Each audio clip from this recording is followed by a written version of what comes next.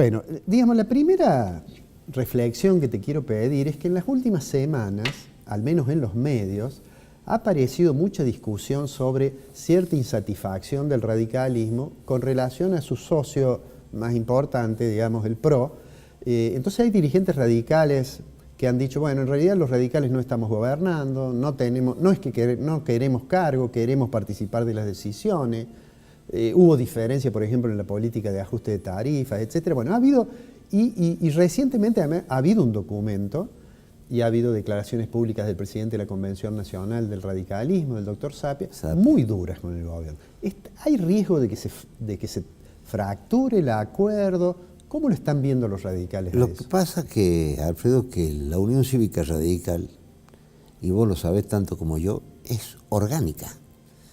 Y se han sentado en la mesa, esto no negándole la capacidad que pueda tener, sin haber sido consultados con la Unión Cívica Radical, los que se sientan en la mesa de las pocas decisiones que se puede tener a nivel nacional. Y ahí es donde surge este tipo de diferencia.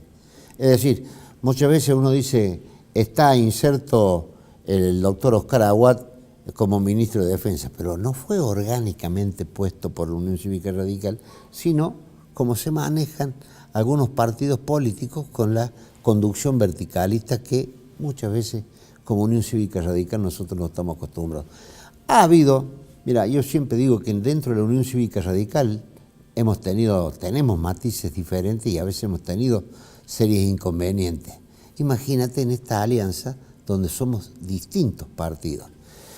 Declaraciones que si me decía a mí si nos gustan, que hizo Elisa Carrió o Lilita Carrió, y no nos gustaron.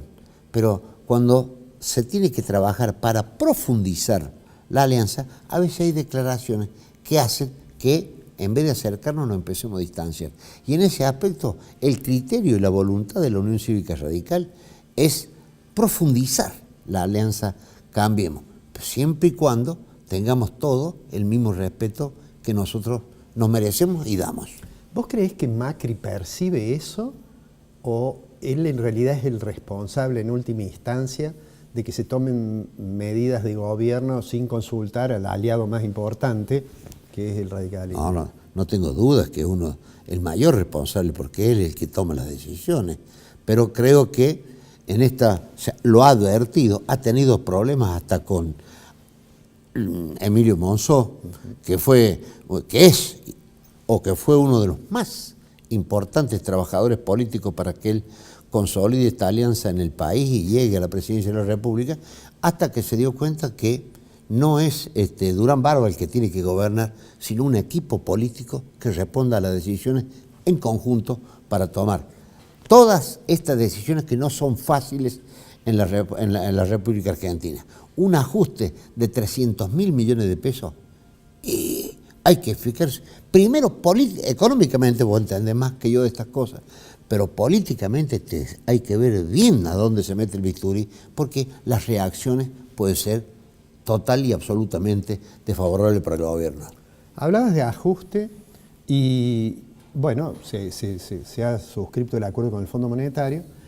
Hoy han llamado a los ministros de provincia, a nivel, digamos, el gobierno nacional, porque la intención del gobierno nacional sería que un 50%, digamos, de ese ajuste corresponda a las jurisdicciones provinciales, más o menos.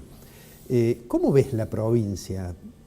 Mira, hay declaraciones, lo dije en un programa anterior, del mismo actual ministro de Economía de la provincia de Córdoba, en donde dice y ratifica que hay muchos gastos improductivos en esta provincia de Córdoba. Yo voy a dar uno que pasó, y lo voy a decir hasta con ironía, Alfredo, que llegó al recinto en la última sesión, en donde tuvimos que aprobar el contrato con el nuevo colector, o como le quieran llamar ahora, que es empresa de servicio, en donde, lo dije en el recinto y lo quiero repetir acá, un gobierno de contadores, como el contador Schiaretti, el contador Ricardo Sosa, tuvieron que recurrir a Caster para que nos digan cómo tenemos que cobrar los impuestos y se lleva casi 2.000 millones de pesos por año. Eso no es un gasto improductivo. lo que significaría para esta provincia esa cifra que nos ahorraríamos nosotros como provincia. Entonces, te doy un solo ejemplo de hablar de miles y miles de millones de pesos. Mirá, pedir el consejo, como lo está haciendo el presidente de la República, a esta provincia de Córdoba, cuando ha despilfarrado el dinero de los cordobeses, y creo que no va a ser algo que le pueda surtir efecto a nivel nacional. Hablando de recursos caros y demás, ¿qué visión tenés de EPEC? EPEC. Mira, durante los años que gobernamos esta provincia de Córdoba, jamás produjo déficit la EPEC, mientras lo gobernó la Unión Cívica Radical. Desde el 2001, desde 1999, que asumió el gobierno de José Manuel de la Sota y Schiaretti, hoy los directores ganan más que el gobernador. Los gastos excesivos que tiene el EPEC han llegado a que paguemos la energía más cara del país y produzca déficit. Los otros días presentamos un pedido de informe porque estaba por aprobarse la contratación, mira que hoy EPEC no tiene ni para pagar los sueldos, la contratación de un helicóptero y 4 drones por $1.331.000 para medir las cables de alta tensión. ¿Puede ser eso? Cuando ahí podemos tener en la provincia una parte aeronáutica que maneja 2 o 3 helicópteros, un par de aviones, millonarios gastos en aviones que ha tenido esta provincia. El último costó más de 150 millones de pesos. Tiene helicópteros, hacen una contratación y en dólares. El mal gasto del dinero del EPEC es incalculable y lleva en los últimos 6, 7 años superando con creces el índice de inflación. Debe haber superado en estos últimos 7 años el 700% la tarifa. Parte de esa discusión sobre la tarifa tiene que ver con el componente tributario, ¿no?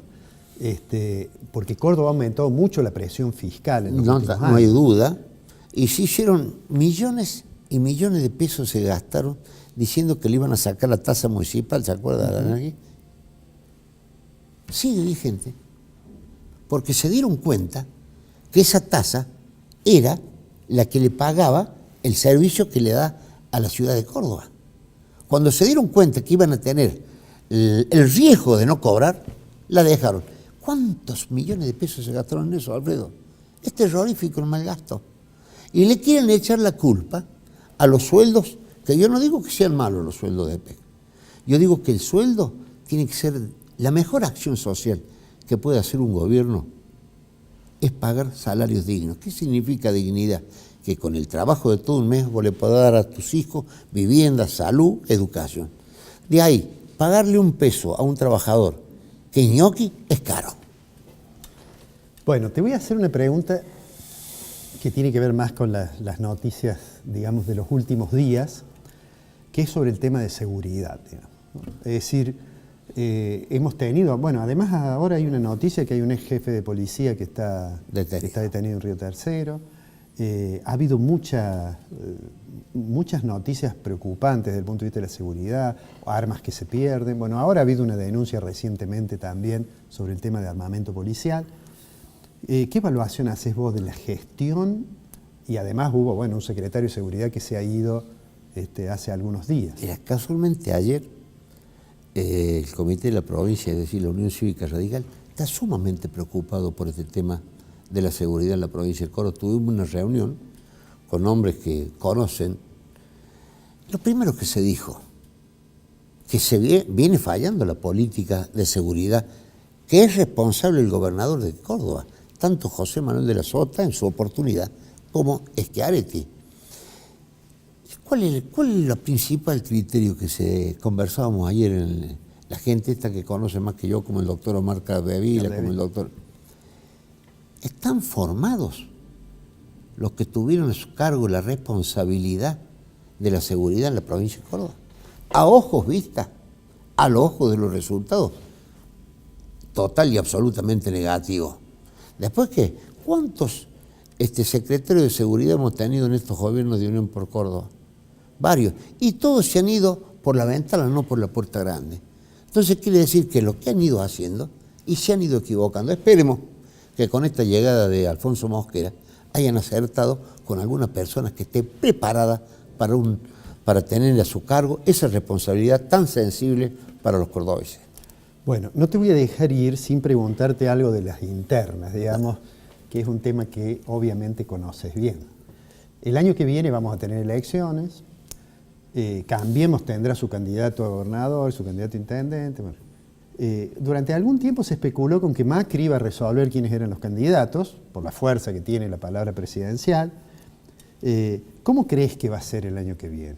¿Cómo van a resolverse estas tensiones entre el PRO, juez? Y se tiene que resolver por la vía que corresponda. Cuando hubo tensiones en la anterior, hubo internas abiertas, simultáneas y obligatorias que resolvieron que fuera Baldassi el candidato en contra del candidato Rossi, que también tenía sus pretensiones. Y en esta, sí, se va a trabajar para que exista el consenso. Cambiemos tiene que solidificarse, buscar el consenso y llevar el mejor candidato para la gobernación de Córdoba. Y si no, tendrá que haber elecciones internas abiertas a los efectos de que veamos quién de Cambiemos lleva la bandera. Desde el punto de vista del radicalismo, ¿a quiénes ves con más chances de ser candidatos a gobernador o intendente de la ciudad de Córdoba? Yo he dicho, hasta en la anterior que pasó, que la cabeza de boleta en aquella oportunidad tenía que ser de la Unión Cívica Radical. Hasta las últimas consecuencias lo mantuve. Desgraciadamente no pude lograr el objetivo, pero el resultado fue positivo. Y en esta está el candidato Mario Negri, están Ramón Javier Mestre en carrera. Que lo único que quiero dejar claro, que creo yo que los cordobeses estamos en condiciones de saber definir nosotros quién va a ser el candidato. Vos me decís, el dedo de Macri, y tendrá que ponerlo en Buenos Aires. Acá en Córdoba yo voy a trabajar para que lo resolvamos los cordobeses. ¿De esos dos tenés algún preferido? Y hasta ahora estamos acompañando a los Ramón Javier Mestre. Bueno, Miguel, muchísimas gracias por haber estado. Al contrario. Y el año que viene, que es un año electoral, seguramente te vamos a consultar seguido para ir viendo cómo se produce el proceso político del 2019. Muchísimas gracias.